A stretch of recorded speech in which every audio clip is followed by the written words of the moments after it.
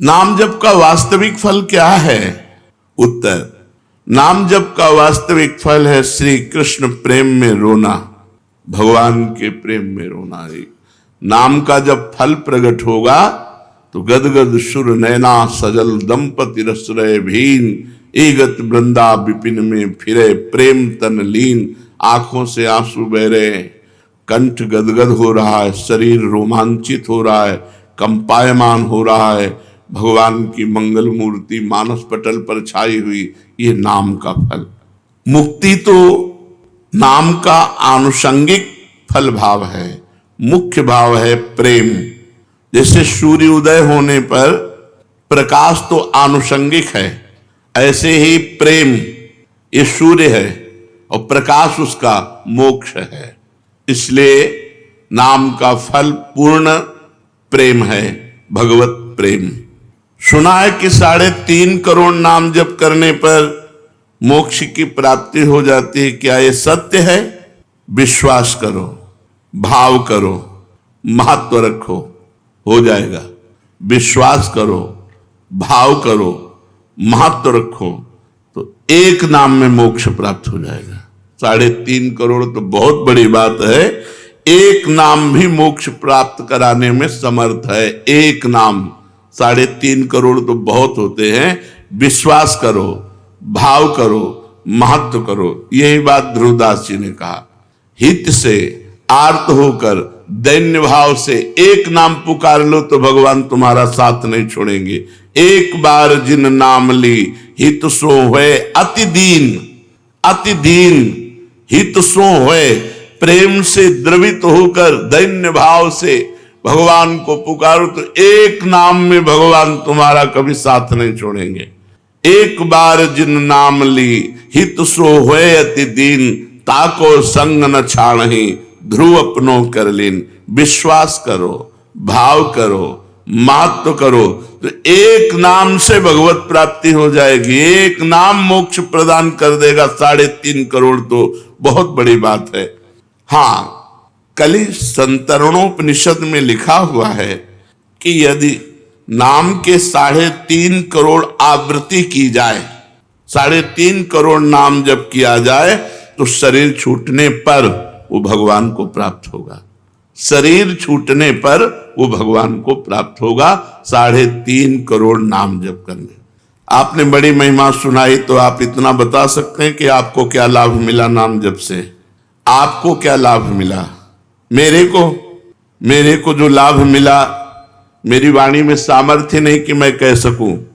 हाँ, ये जरूर है कि असंभव को संभव कर दिया नाम ने, बस इतने बोले। मेरे को जो लाभ हुआ, मेरी वाणी में सामर्थ्य नहीं कि मैं वर्णन कर सकूं।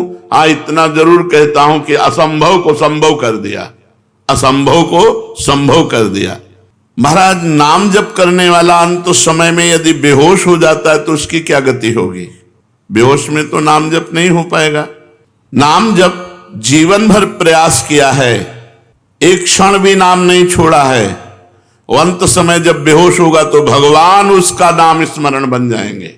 उस बेहोश की स्थिति में भगवान उसका नाम स्मरण हो जाए। एक भगत को हमने देखा, ललचाते हैं ऐसी मृत्यु हो जाए, अंगुली में काउंटर है, बिल्कुल आखिरी श्वास चल रही, ऐसे राधा राधा राधा, और मात्र 5-6 सेकंड में ये है मृत्यु। मृत्यु का ये है महोत्सव। और मतलब जैसे नृत्य की मुद्रा में राधा राधा राधा राधा, और बस ऐसे चले। यदि कोई बेहोश हो जाता है और जीवन भर भजन किया है तो अंत समय भगवान उसका स्मरण बनते हैं और वो भगवान को प्राप्त होता है। आप कृपा करके बताइए कि नाम जप और मंत्र जप में क्या अंतर है? मंत्र जप में विधि की प्रधानता होती है। अपवित्र दशा में आप नहीं जप सकते, अपवित्र स्थान में आप नहीं जप सकते, अपवित्र भाव रखकर नहीं जप सकते। नाम में इसकी कोई बात। अपवित्र पवित्रो वा सर्वावस्थांगतो पिवः यह स्मरेत पुंडरीकाक्षम सवायाभ्यंतरा शुचि।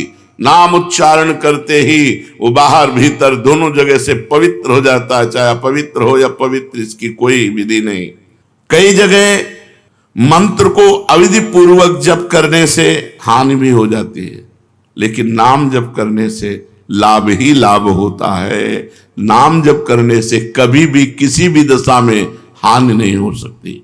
क्या मंत्र का अर्थ जाने बिना, बिना भाव के अगर जप हो तो फल देता है? हर शब्द ब्रह्म है। वैदिक, तांत्रिक आदि जो भी मंत्र हैं सब शब्दात्मक हैं, उनमें अनंत शक्ति भरी हुई है। बिना समझ के, बिना भाव के भी जप करने पर मंत्र अपनी सामर्थ्य से उसका कल्याण कर देता है। हमने सुना है महापुरुष जन आज्ञा करते हैं कि प्रतिदिन 3 लाख नाम जप करना चाहिए। क्यों? क्योंकि हमें समय नहीं मिलना चाहिए अन्य कार्य के लिए। यदि हम नाम जप छोड़ देते हैं तो निकम्मी इंद्रिया और मन ये हमें भोगों में फंसा देते हैं। जिसे इसी जन्म में भगवत प्राप्ति करनी है तो प्रमाद के लिए अवसर ही न रहे। इसलिए जितने भी त्यागी, बैरागी, वैष्णव भक्त जन हुए उन्होंने नियम बनाया है और नियम पूर्वक जप किया है। 3 लाख नाम जप का रोज का नियम जो लिए हुए है वो निश्चित भगवत प्राप्ति करेगा। कुछ नियम तो होने चाहिए। साधना क्या है? साधना उसे कहते हैं जो प्रपंच से अलग कर दे, प्रपंच से हटाकर श्री भगवान में लगा दे, उसे साधना कहते हैं। भगवान की अखंड नाम स्मृति में डुबो दे, विषयों से उपरति को प्राप्त हो जाए। त्याग, वैराग्य, उपरति, विषय की उपस्थिति पर भी ये विषय भोग है ऐसी स्मृति ही ना रह जाना उपरति होती है। विषयों के प्रति रस बुद्धि है, विषयों का त्याग कर दिया, इसे त्याग कहते हैं। और विषयों के प्रति रस बुद्धि भी खत्म हो गई, उसे वैराग्य कहते हैं। पर उसको ज्ञान रहता है कि विषय है, लेकिन ये विषय है ऐसा ज्ञान भी न रहना, उसे उपरति कहते हैं, इसे साधना कहते हैं। इतना भगवान नाम जप करे कि विषय की उपस्थिति में भी विषय भोग की इच्छा ना हो, ये वैराग्य। और ये विषय है ऐसा बोध ही ना हो, उसे उपरति कहते हैं। ये साधना आगे क्यों नहीं बढ़ती? वहीं क्यों लड़खड़ाता रहता है साधक? जब तक शरीर में अहंकार है कि मैं स्त्री हूं, मैं पुरुष हूं, जब तक शरीर संबंधी भोगों में प्रियता है, खान पान अन्य भोग पदार्थों में, जब तक शरीर संबंधियों में ममता है, 3 बातें, शरीर में अहमता, अहंकार, भोगों में प्रियता और संबंधियों में ममता, तब तक साधना आगे नहीं बढ़ सकती। रिश्ते नाते संबंधियों से ममता हटाओ, भोगों से प्रियता हटाओ, शरीर से अहंकार हटाओ। कैसे हटेगा? नाम जप करो, सत्संग सुनो, शास्त्र स्वाध्याय करो, संत, भगवंत, भक्त, गुरुदेव इनकी सेवा करो, इसी से ठीक हो जाएगा। साधन का प्राण क्या है? स्मरण, सावधानी पूर्वक स्मरण, ये साधन का प्राण है।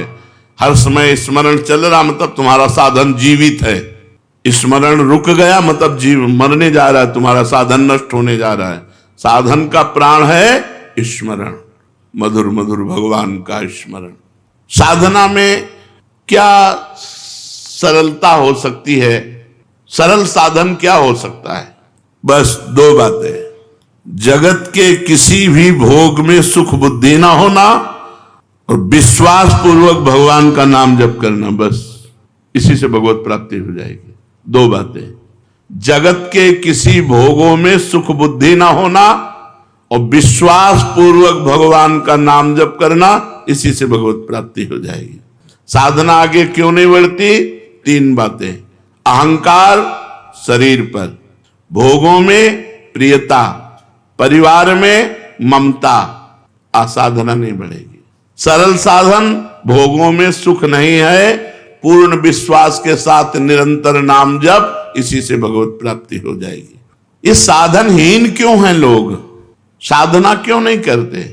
या साधना करते हैं तो उन्हें साधनहीन साधक क्यों कहा जाता है? तो जो भगवान की शरणागति नहीं लिए, जो भगवान के कृपा का आश्रय नहीं लिए, वो साधन करते हुए भी साधनहीन है। साधन करते हुए भी वो साधनहीन है। अमुक साधना अमुक साधना अमुक साधना, तो एक अहंकार हो जाता है कि मैं अमुक साधन करता हूं। और बल साधन का होता है, वो साधनहीन साधन है, साधनहीन साधन है। अपबल, तपबल और बाहुबल, चौथो बल है दाम। सूर्य किशोर कृपा ते सब बल हारे को हरे नाम।